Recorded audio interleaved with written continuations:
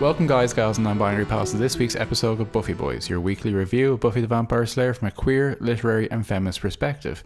My name is Joel, one of your hosts, and with me as always is your reflective host. Brian, hi, how's it going? Not too bad. We are very close to the end here. We are anticipatory. We are nearly at the big finale, Brian. Yeah, I know, it's weird, isn't it? It's like so few episodes left. I'm excited though, it should be fun. Yeah, I have to say, for an episode that is so close to the end of the show, I could not remember this one. Yeah, I definitely had that experience of like sitting down watching this, and there were scenes in this, like the scene where Buffy invades that house, where I was like, oh, I actually have no real genuine memories of this. As in, like, I don't remember watching it at the time. I don't remember having any experiences with it. That felt weird. Yeah, and this is definitely the apex of, you know, we're deep in the last quarter of a finale season. The individual episodes themselves are not, like, it's one continuous story by this point. Yeah, it kind of suffers for it a little bit, I think. So this is of course season 7 episode 20, Touched. Yeah, and it was first aired on May 6th, 2003. It was directed by David Solomon, who last directed The Killer and Me. This is his final episode. And it was written by Rebecca Rand-Kirshner, who last wrote Potential, and this is her final episode. Rebecca Rand-Kirshner, who I believe now goes by Rebecca X. And I know this because of the Vulture article that came out yesterday about Joss Whedon, and we'll talk about that in a little bit. Very interesting. And here's your Buffy summary. After wrangling, Faith takes charge. Using Kennedy as bait, they trap a harbinger and magically force speech from it, locating the First's armory. Spike confronts them all and is angry about Buffy. He and Buffy spend a chaste night. Willow has sex with Kennedy, Faith with Wood. Buffy goes to the vineyard and defeats Caleb by never letting him touch her. The armory contains a bomb. Yeah, there's constant tension between whether they're, like, the show I think pretty consistently calls them bringers, but there is some reference somewhere to them being harbingers. Yeah, it's a weird one. I'm not sure where that phrase harbingers come from in that specifically. Yeah, so in terms of Braun's quote-unquote banter, I think probably the most topical thing to discuss, as you said, is the article, which was it yesterday it went up? Yeah, it came out yesterday afternoon. Yes, from when we're recording. Yeah, so yesterday morning, I presume, in the US. Yep, so it was an article. I said it came out in Vulture. It also, I think it was published in New York Magazine, and Vulture is running it online for whatever reason. It's it's written by Lila Shapiro, and it is a investigative piece, I would say, into Joss Whedon. I think I did say on her Twitter. A couple of people have kind of considered it to be a profile of him. I would disagree. It's really fascinating. What did you think of the article as a whole? You read the whole thing, did you? Yeah, I did. Yeah, of course. Yeah, I think so. I think it was framed, if I remember correctly, Joss Whedon. Interview. This is the title was Interview with an Alleged Vampire. Joss Whedon struggles to explain himself, etc. I thought it was very interesting insight into, let's say, this is even if he agreed to this on the presumably on the basis that he thought it would be a useful, a worthwhile, a potentially positive spin. The most interesting thing I took away from it was honestly the level of delusion that he has. That if the quotes he gave, the comment, anything, any context, if he thinks it comes across in any way, positively, it's not. I was even going to say sympathetically rehabilitative. But he doesn't feel the need to be rehabilitative. It is fascinatingly deluded. It really truly is. The title of the piece is "The Undoing of Joss Whedon." I would suggest that the article is the undoing of Joss Whedon, it's not a look back on the undoing. It is an act of undoing. The piece is fascinating in the extent to which this writer has given Joss Whedon enough rope to hang himself with, for one thing, and then has done extensive research and interviews into various people who worked with him over the years to ask him what their experiences were. Some of their experiences were mixed. Some of them were incredibly negative. All this kind of stuff. It's fascinating. So I mean, like, there are some couple of tweet or a couple of choice quotes, if you don't mind me pulling them out, Joel. So these are analog tweaks, basically. So they're like quote tweaks, but they're in a written format. Some good quotes. So things like we mentioned when the original everything broke when Cordelia Chase when Charisma Carpenter came out about her kind of allegations kind of more extensively against Joss Whedon. She's been speaking about it for years. It's important to bear in mind. I think very much in tandem and in support of Ray Fisher as well. So there's kind of the two elements mixed up there. Yeah. So one of the things that came out was that Michelle Trachtenberg said that there was a rule that Joss Whedon was not allowed to be in a room alone with her. And what came out of it from this was that from this article is Whedon told me he had no idea what she was talking about, and Trachtenberg didn't want to elaborate. One person who worked closely with her on Buffy told me an informal rule did exist, though it was possible Whedon was not aware of it. During the 7th season, when Trachtenberg was 16, Whedon called her into his office for a closed-door meeting. The person does not know what happened, but recalled Trachtenberg was shaken afterwards. An adult in Trachtenberg's circle created the rule in response. That is a more chilling paragraph of writing than anything Joss Whedon ever wrote in terms of the horror. Like, he might have just given out to her. He might have said some like really disgusting stuff. Like, I mean, like whatever it is, you do not pull a child into a room separate to their guardians, anything like that. It's horrific. There's a really awful quote where he essentially one of the writers alleged that he at some point, one of the costume designers at one point, there was it was for the Buffy bot in I Was Made to Love You, where Buffy where Sarah Michelle Gellar was reluctant to wear what Joss Whedon wanted her to wear.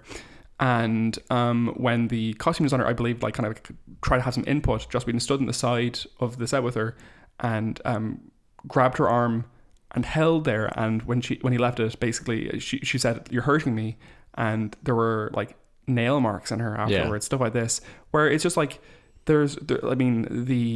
never mind the level of unprofessionalism there, the level of just like insane intimidation, coercion, control. I mean, like as a figure with as much power as he had at the time to be doing anything like that, never mind just as a human being. It's just insane. It's a fascinating article. It's extremely worth reading, every word of it. And it is the absolute undoing of him. Yeah, and I think it's kind of the final...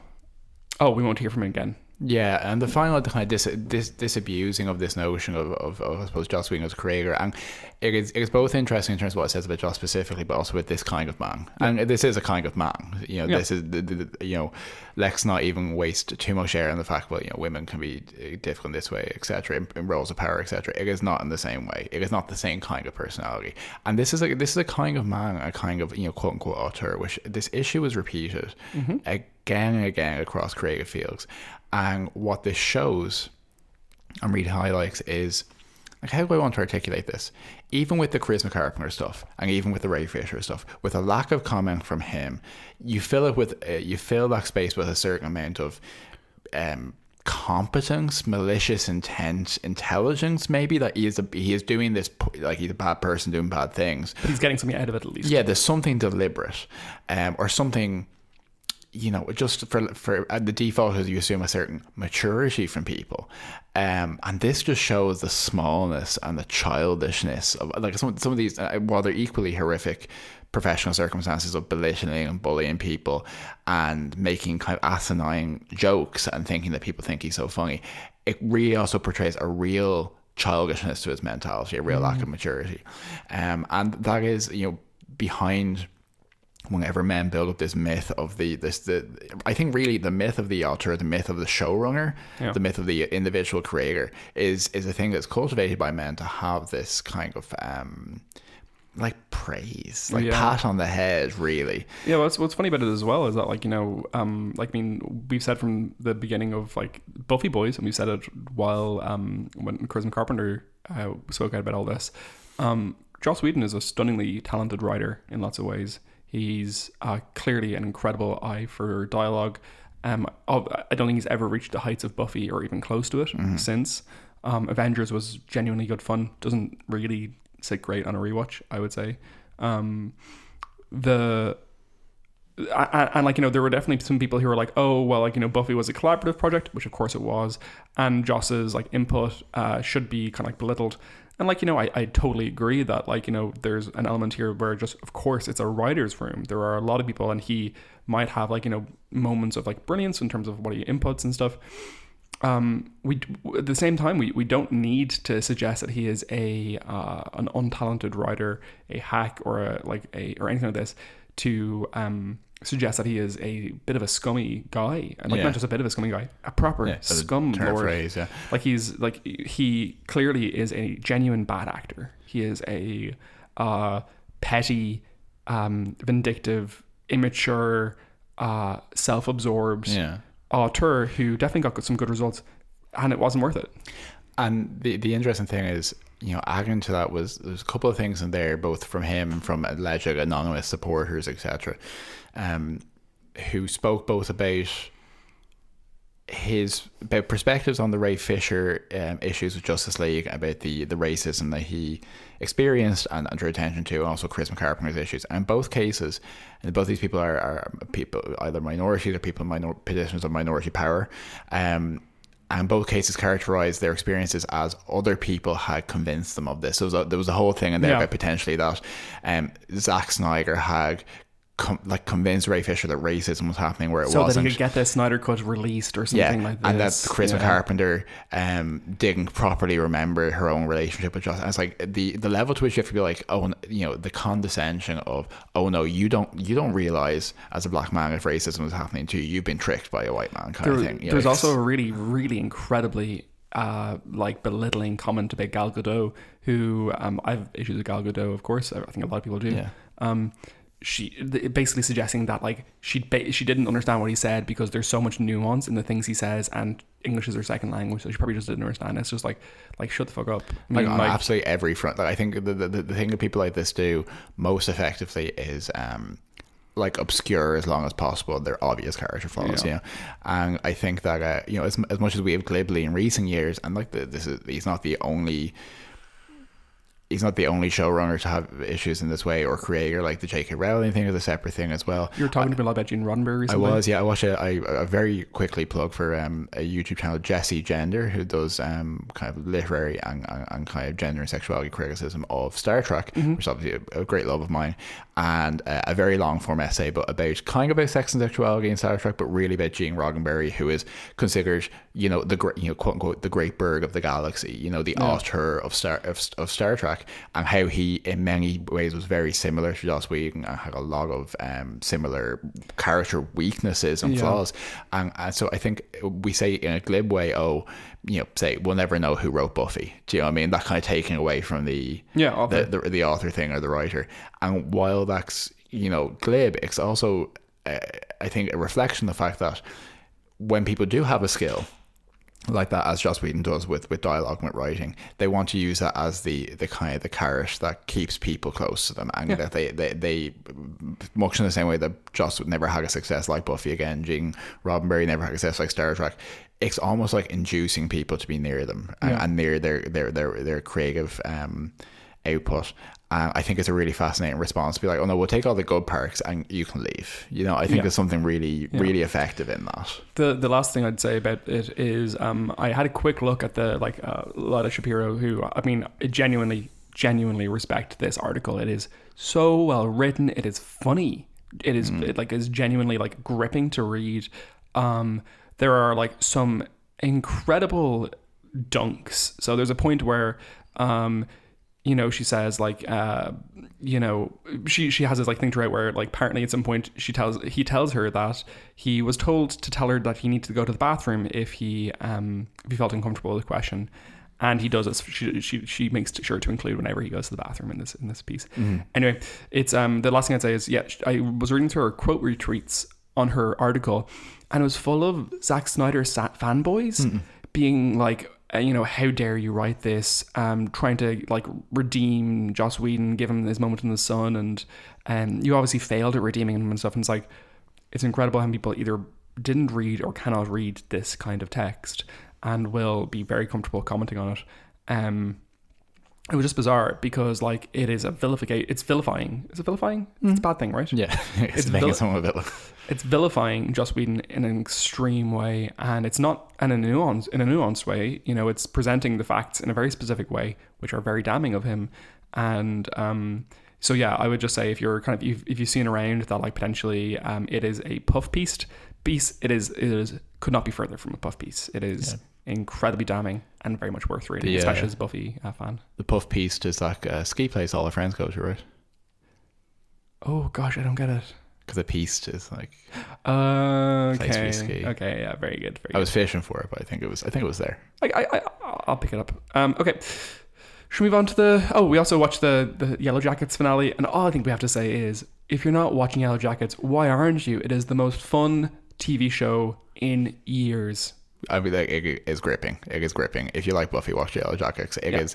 I'm so like, I don't try to be above it, but we watch so much television. It's kind of like, oh, a finale. Who did it? Who's gonna die? Like, I rarely get like excited about it. But this, I'll put it this way: I wasn't even on my phone when I was watching it. I was like, what is happening here? I really need to find out what happened to this person. Or that. So it's good fun TV, and TV can be fun. Yeah. Christina Ricci is just incredible. Like, I think maybe my performance just in general on TV over the last like couple of years, I would say my favorite TV performance since Amy Adams in Sharp Objects. Ooh, that's a good one. Yeah. And somehow Amy Adams didn't even win an Oscar for Sharp Objects. Ridiculous. She invented acting. Okay, let's move on to Buffy Boys. So speaking of teenage girls turning on each other, in this episode, Touched, we have the immediate aftermath of the, I'm going to say mutiny. Yeah. I'm going to say, betrayal of Buffy by the house at large. And yeah, so it's her wandering the abandoned town, trying to figure out like kind of what could she do? Who is she? Without this, and everyone trying to figure out what to do in her absence. And I think the striking thing straight away is like, it doesn't work. Like, Buffy doesn't, like, I think ultimately the thing with Buffy by the end of the episode is that she's not going to go off and be an individual or a citizen. Like, she this is what she does, and she is good at it. But also there's like, what, 25 people in the house, and between them they cannot hold a conversation effectively without under their own power. And I think it very quickly comes to show that, okay, one thing I will say is that this episode definitely, I think, made me understand more why people hate Kennedy. I'm not saying I do, but like she is vilified in this episode, and she is very petulant in this episode. But it is also this kind of fractious thing of people just like talking over each other, trying to grab power. Amanda talking about parliamentary procedure. She's right though. They should, like, if they're going to have a democracy, if they're talking about, like, there are two options there. Either you have a figurehead who makes a decision for you, autocracy, or you have a democracy where you all make decisions together. And if you're doing a democracy kind of thing, then do it. But they're all like, oh, but yeah, exactly. They've kicked out Buffy, but they have no plan here, Yeah, and I thought, because this episode, and where we come to the end, it's all about power. Power dynamics, various interchanges of that.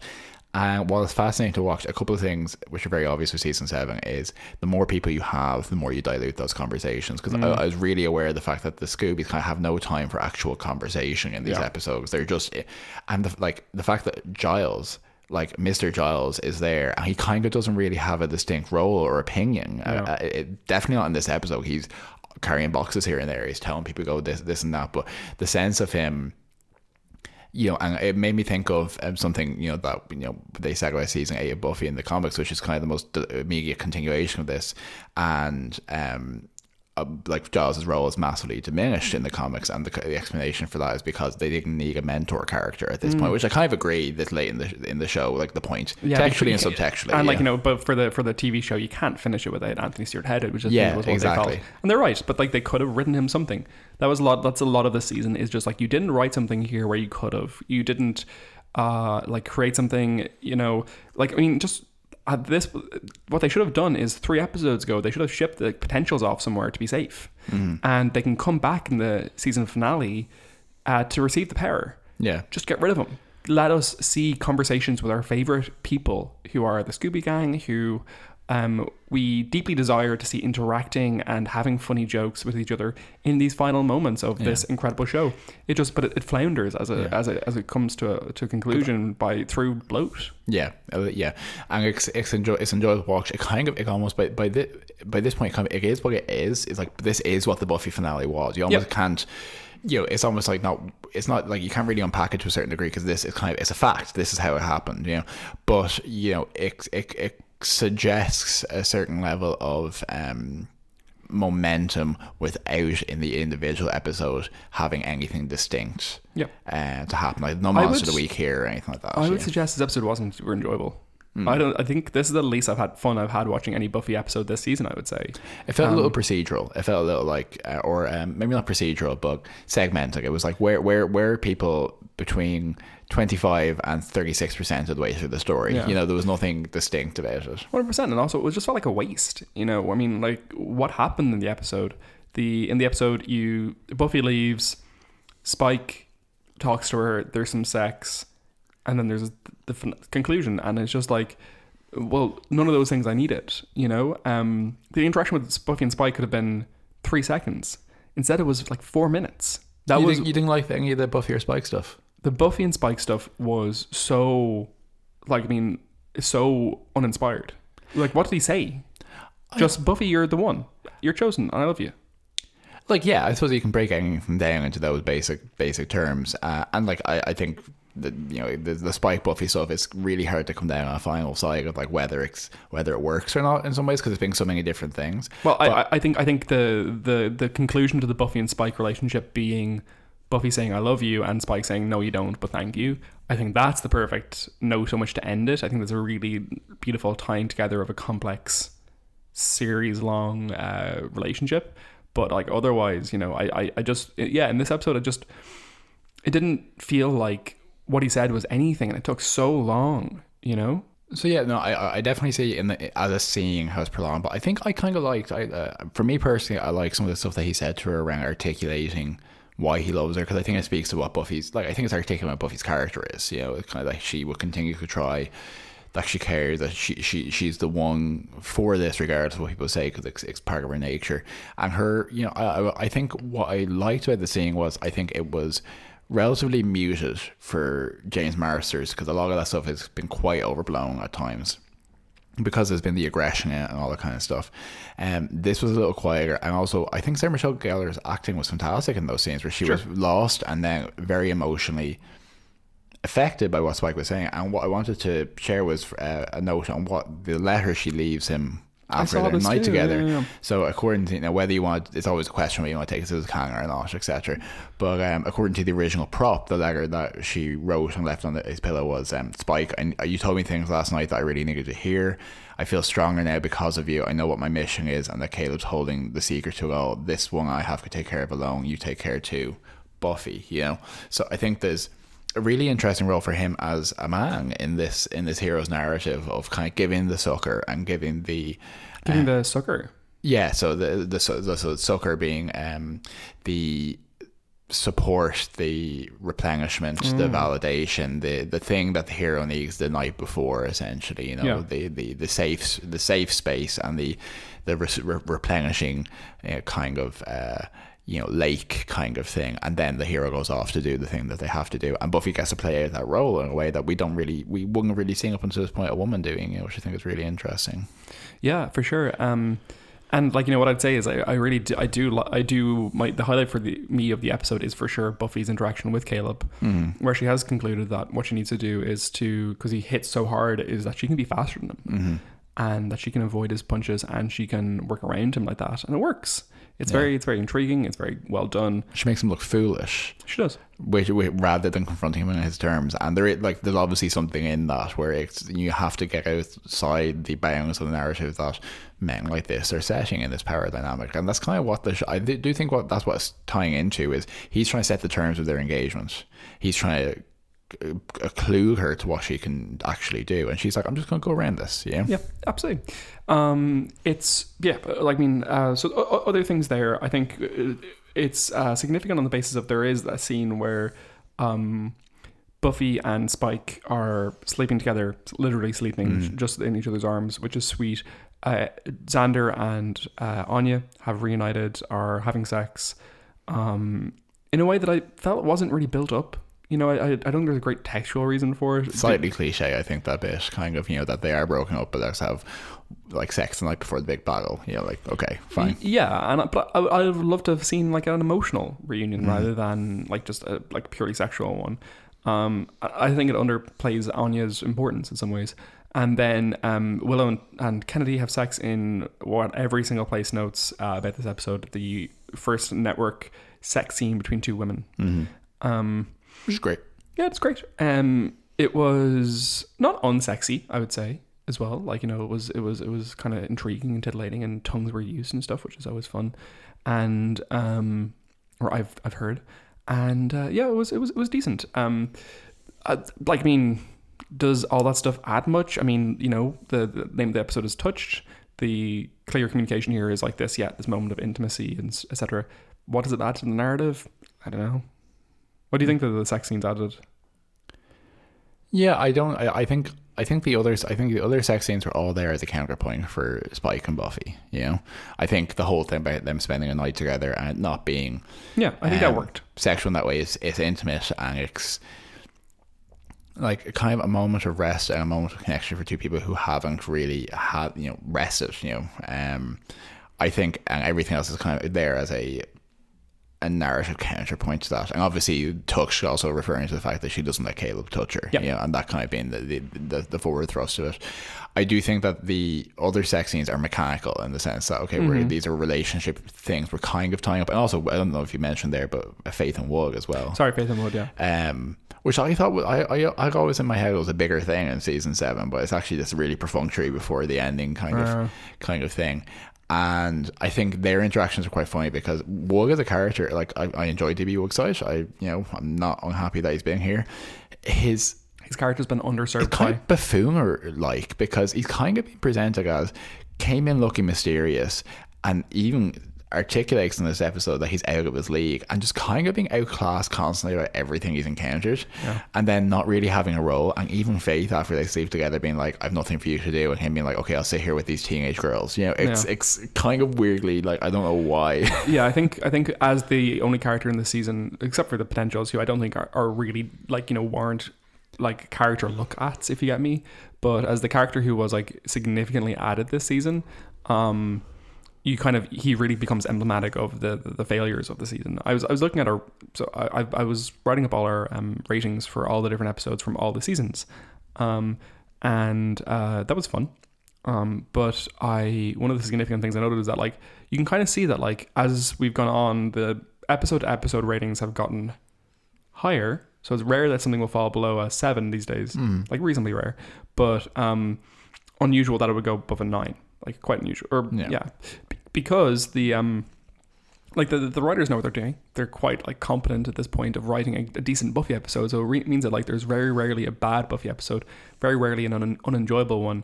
Where it's like you'd get like season 2, some of the best writing the show's ever had, and also some of the worst. Which, you know, I know which one I'd prefer is the season 2 kind of method. But you really get the sense in season 7 that what they did is they sat down with a general concept and with a point that they wanted to finish it at, and never thought to actually plan it the entire season. You know, there's like so many suggestions throughout that they're like, oh, we're going to come back to this, and it's like, and they don't. And so many points which they're like, oh, we will figure this out later, and they don't. You know, it's just, and it means that just nothing really happened in the end. There's a lot of nothing. And it requires, like, some of the points they put up on the whiteboard, presumably at the start of season 7, like, you know, Buffy will gather the potentials, and then she'll be cast out, and then she'll come back together. Faith will come back. Spike will go through this process, which I think is still really difficult to kind of define exactly what journey he's on, but he's obviously, they feel he's had one. It requires that payoff to be so worthwhile. Yeah.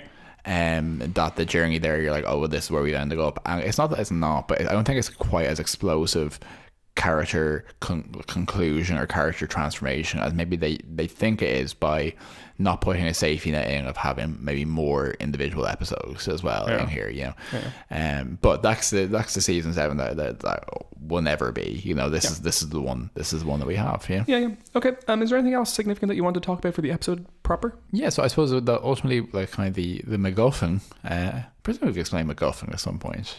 If we haven't, MacGuffin is Maltese Falcon, is Infinity Gem, is any number of things. The briefcase in Pulp Fiction is briefcase in Pulp Fiction is a great example. A MacGuffin is a narrative device, usually an object or something that people are working to obtain, working towards, that in itself may have any number of, you know, giving reasons why it's important, but it could kind of be anything. The answer is like, this is what we want. This is the goal. The Infinity Stones, or like, I mean, yeah, it kind of runs the gamut from the briefcase, which has no, like in Pulp Fiction, which has no purpose and is just like a vague suggestion of purposefulness, to Infinity Stones, which have very specific purpose but are the directed object of the thing. But they have purpose. It's kind of a closed loop. It has purpose because the writers have told you it has purpose. Yeah. Like, if it's not something that you can divine from, a gun isn't a MacGuffin. You know, you're not. You know, if you need to get, if there's, well, I suppose if you had like a horror movie and you know that there's a gun in the house and they show you that early on, and you know that as soon as the heroine gets to the gun, that she'll be able to kill the baddie. That would be a MacGuffin. I think a MacGuffin falls more into if you don't know why it's important without being told.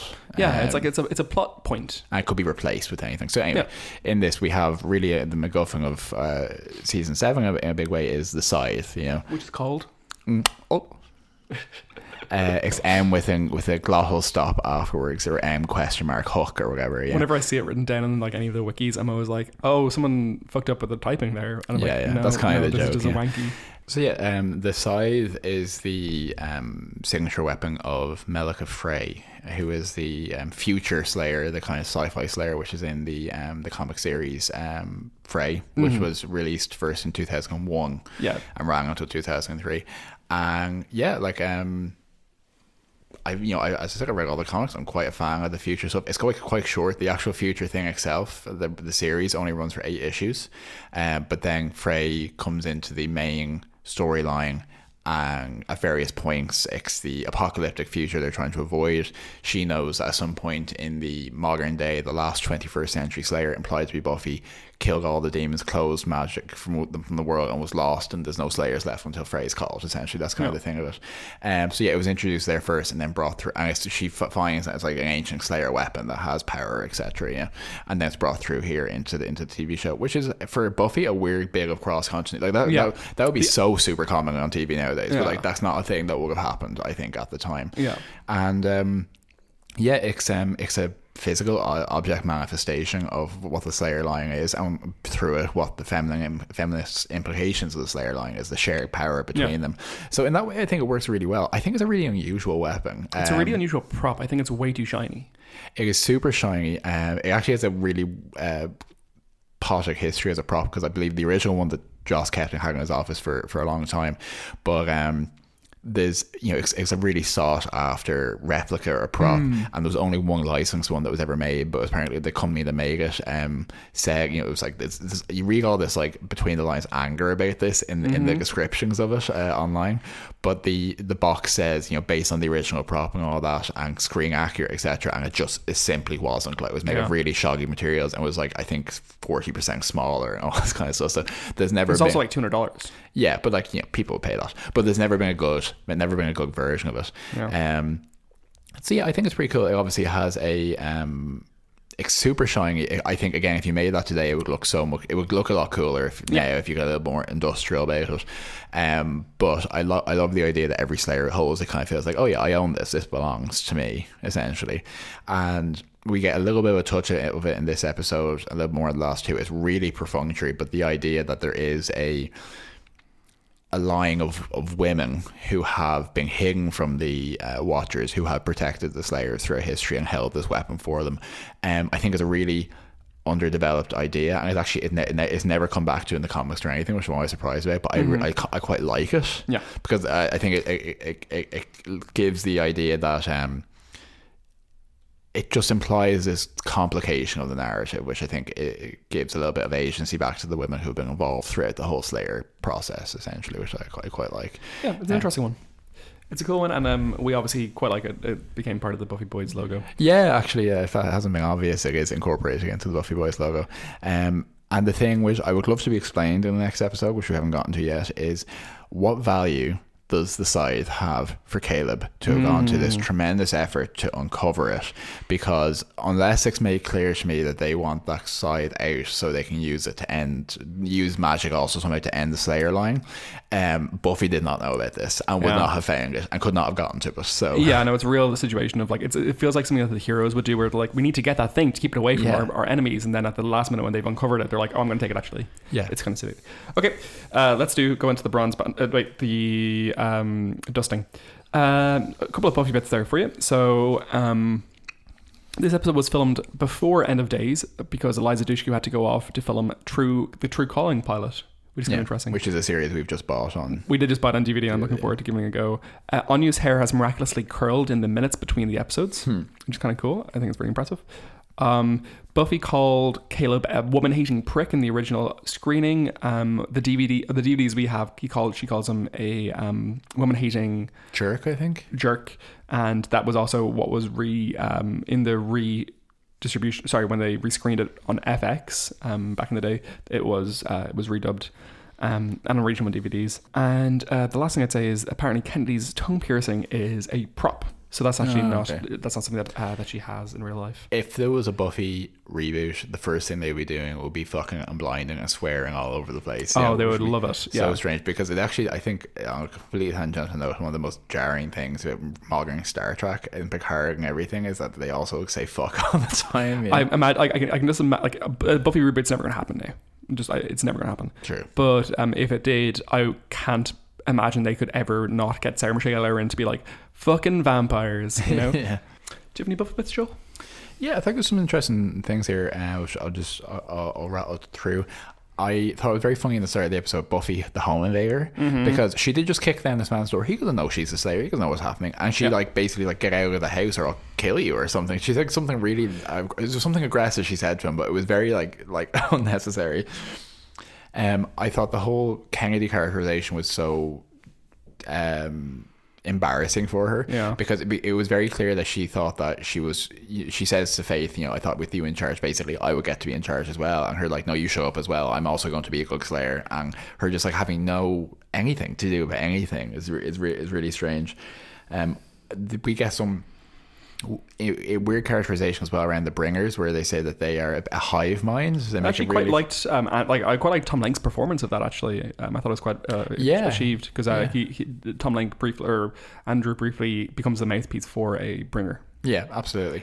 And the Bringers basically say that they are a hive mind, we are the we serve, and kind of giving the suggestion that, like, I don't know why they just assume what the Bringer says is true. I think that's a little bit of like plot jiggery pokery, but they say that Caleb is their teacher, so does that suggest that Caleb has kind of maybe always been there, or has been there for a much longer time than just season 7? I would say he probably was involved in the setup of getting all the first stuff in order. What we didn't mention was that what I'm going to suggest is that he probably became activated and started working once Buffy got resurrected in season 6. That's my headcanon. That's good. I think that works well. I like that. We didn't mention all the Harry Grongers in this episode as the first / mayor. There's something which wonderful actor, love him so much. Does great. I think having just an extended scene, that's actually one of the most valuable things in this episode. Just another extended scene with an older Faith and the mayor. I think that's good. Yeah. And the first says something interesting, which I've decided that I don't believe is true, but it's an interesting thing to say. She suggests that it is actually the mayor, that even though the first is the power, that the mayor is part of the first, because of what the demonic shit. And he tries to articulate that it is actually me, I know things only I would know. I think that's a lie, because I don't think it would work with, say, Cassie being the first as well and all that kind of stuff. But I thought it was an interesting note. I thought their scene together was one of the stronger scenes in the episode, and just like Faith just being so likable. At one point Robin talks about the first Achilles heel, and she's like, no, just talk to me, can I do some weird shit to my heels as well? And she's like, oh, that's like a $10 word from school that I didn't go to. And I thought that was kind of charming. I also liked when Dawn has been talking about how she's been doing this research in like old Turkish texts, and they're like, oh yeah, I read a translation, and she's like, there's a translation, which was genuinely well delivered, and something that we really overlooked, and that the show itself I think could really have emphasized more, is that Dawn is really becoming a really useful member of the gang. She does a lot of research. She has a lot of knowledge, and she's very interested in putting herself to use in a really selfless way. Yeah, you know, absolutely. she's really learned from Buffy. She absolutely has, I think, lived up to that mantle. And the last thing I know is again, odd characterization in the conversation in the vineyard where the first is there at the same time as Caleb, and the first is talking about that it wants to be able to feel that, you know, it's somehow observing everyone having sex or whatever. It wants to feel and be able to break someone's neck and feel it. So it kind of gives it like a motivation that it hasn't articulated before, which is like this frustration almost of being incorporeal. And it also makes a lot of jokes that are just for Caleb, which again is like not really how it's been characterized. I think maybe it takes a slight bit away from it, but I think the lines are starting to blur in the writing quite a bit by this point between what is Buffy first as Buffy and what's Buffy. Yeah, I agreed. Okay, and some fashion notes there for you, Joel. I really hated Xander's shirt. It's like one of the most tablecloth shirts he's ever worn. I liked Giles's layering though. It was like a nice brown jacket with a shirt underneath and a t-shirt. I thought Don's lime green cardigan was quite nice, I must say. I thought Andrew's kind of like sporty Adidas-ish kind of jacket, like again, probably quite dorky for the time, but quite nice now actually. And then Buffy's long brown duster jacket at the end of the episode when she confronts Caleb is iconic. Do you have any notes there, Joe, for fashion? Yeah, I love Buffy's jacket specifically. I think it's interesting how Buffy is often portrayed quite like dressed in quite a utilitarian. I don't go as far as that, but dressed quite practically. Yeah. And the first, as Buffy, is always much more feminine, which I think is interesting because they really have strongly characterized how the first is he. Which I didn't think was a thing we have going into the season. And I think that I love the Bringer's costume because they're so just like, what do we have on the rack? What just like, stick it on, go on. Because like we're never going to look at these guys for more than 2 seconds. So there are some racially diverse Bringers in this episode, which was unusual. Like was relief. I was like, oh yeah, like I mean, why is it like that? You're like exclusively want to feature like, you know, pale white people in these situations. But that means that having the minions of the first being exclusively like bald white guys, you know, is a choice. No, people of color can be evil too. This is true. This is the equality that we're looking for on this show. People of color can be evil. There's a sound clip. And then otherwise I thought I liked Dawn's outfit in this episode as well. I don't know how it characterized Dawn's style, but it's not. It's so all past tweengy in the sense that she has a very confident approach to her style, which I quite like. Okay, and do you have a death count for us, Joel? So the Bringer death count: 1 stab by Kennedy, 1 stab by AN potential Slayer, 1 throat slit by Giles, 1 stab by Faith, and 1 stabbed by Vi. Beautiful. Lots of stabbing. The way we like it. And Joel, do you have a rating for me? Yeah, I think I'm going to give this maybe a 6. I'm going to give this a 6 glottal stops. Because, as you said, they churn out a pretty decent Buffy episode week on week. You know, it's recognizably Buffy. It's kind of a type at this point. But I don't feel like much really happened in this episode. I thought there was a couple of strong interactions, a couple of nice scenes. And I think it conveyed a sense of listlessness in this. You know, it told me they're waiting for the finale. And on that point, I think it was slightly boring to watch in some ways, just a touch more than usual. So for that reason, and particularly because I know I'm going to be more positive over the next 2 episodes, I'll probably give it a 6. Yeah, I'm going to give it 5.8 woman hating pricks out of 10. That's good. One of the messages we've gotten actually recently is just we've been saying that people should message in if they want to have their message read out on one of the final episodes of Buffy Boys, probably the finale. We'll probably do a quick, like, you know, oh, here's people who've written in, or maybe an additional episode. But one message we got said that when we come to say the, you know, 5.6 blah blah blahs out of 10, it's very difficult to catch. And Joel, when I was listening back to them, it's so fucking true, because we have a phrase in our mind and we want to get it out as quickly as possible. It's 1 syllable. So 5.8 woman hating pricks out of 10. I found the episode, as you were saying, you know, decent in lots of ways, badly written in others, and a like a letdown. Actually, no, I'm going to go 5.6. 5.6. Yeah. Do you know what we should do? What? Is to that point, that's a great note. I'm going to like, yeah, no, that's When we part do of when that, we, yeah. we're going to rank every episode, and every episode I'm going to say, here's our original rating. Yeah, so we'll give a high def enunciated recap there. Yeah, okay, no, I'm pretty happy with that. So yeah, great. Okay, and do you want to move on to the Cordelia chase then? Yeah, so over at Cordelia Chase, over on the Cordelia Chase, and this episode is Sacrifice, and occupies a similar space to Touch. It's the penultimate episode of the Jasmine arc. The last episode of the season is actually set up for season 5, which is why it's a better episode. Yeah, and yeah, so I suppose if you hear clattering behind you, Joel, it's because our dog has fully just fallen off the couch. He is struggling to stay on it. Yeah, it was a hard knock life for pups. The thrust of the episode is that they are on the run from Jasmine. Jasmine is the boggy Jasmine is extending her control over the city. The president is giving up control of the country. Something which they never mention on Buffy or anything like that, but whatever. And we have them hiding out in the sewers to avoid the Jasmaniacs, and go try and find some way to resolve it. This is after Angel has beaten the shit out of Connor. Yes, they break out. Yeah, it's super muggled. They break out of the Hyperion. He's like, I'm not leaving without Connor. So what he does is beat the shit out of him and throw him out of a window, and then leaves him.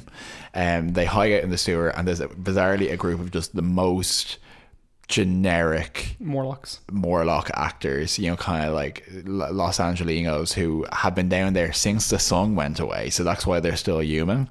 And they haven't been able to get out again, and there's something stalking them in the sewers.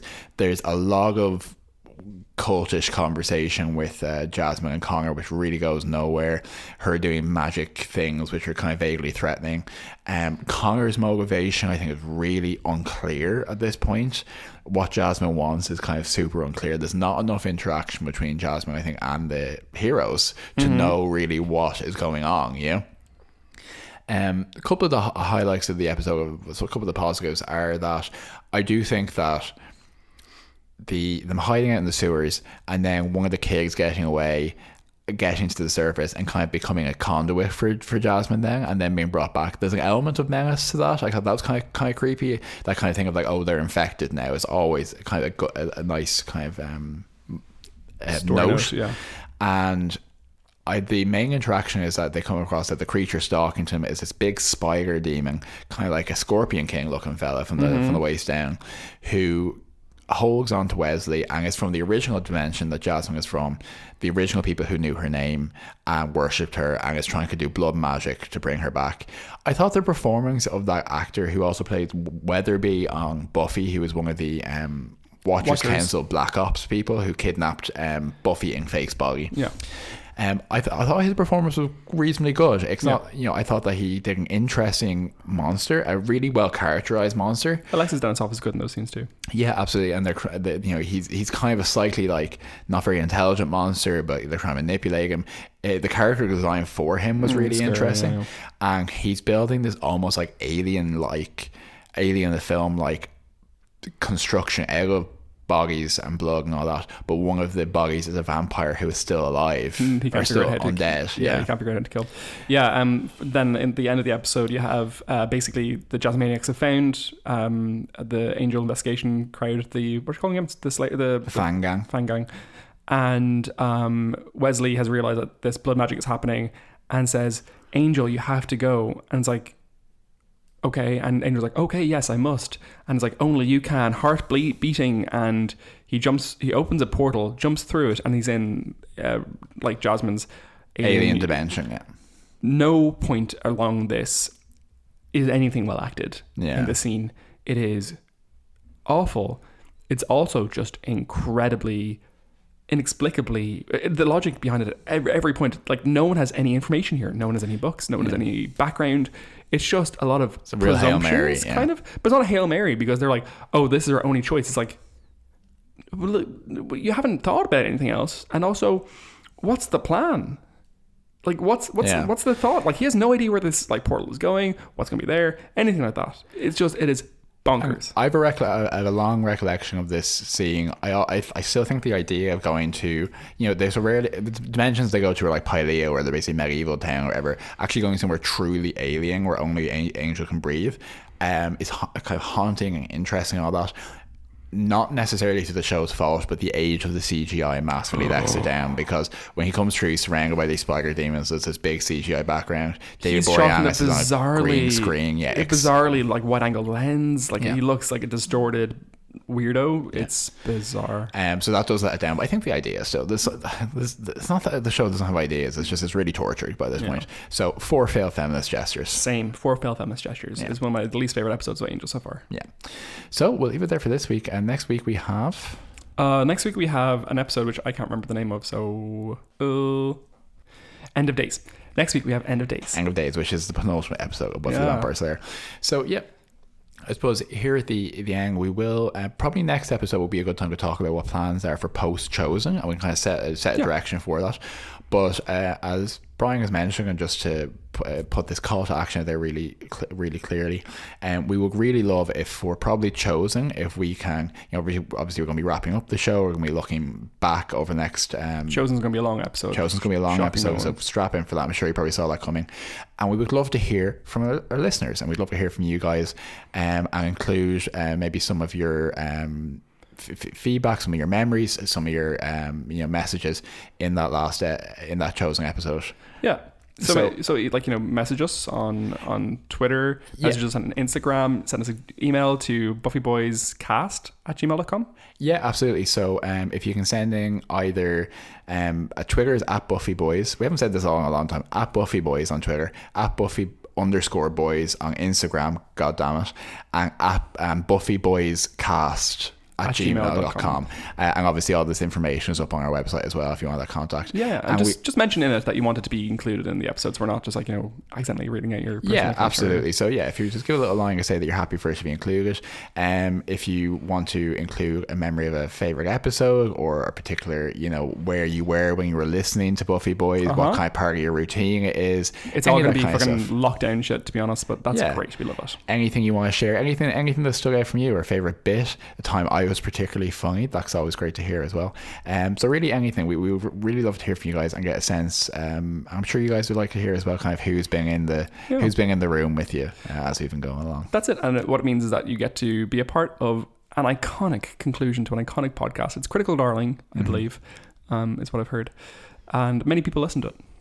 I would say the greatest extant Irish Buffy podcast. I think that's fair to say. Yeah. I think we had some rivals for a while, but they didn't weather the storm. They really didn't. Okay, great. And that's it. Yeah. So folks, as always, thank you so much for listening and for joining us here towards the end of Buffy. It's been a wild ride, and we're very happy to be here with you, doing this. So for that, we say thank you for listening. If you enjoyed this episode, now more than ever, if you've enjoyed this episode, please let us know. Tell your friends, tell your Buffy fans in your life, and we will see you next week for End of Days right here on Buffy Boys. That's it. Okay. See ya.